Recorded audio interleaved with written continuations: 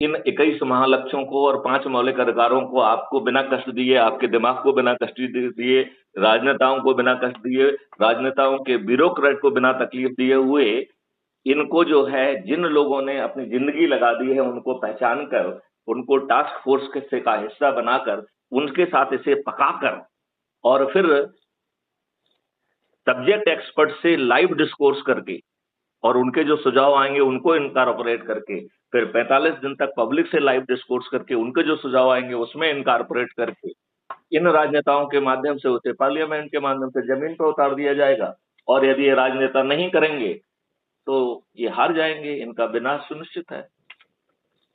जी जी जी। चलिए, तो सर मैं आपकी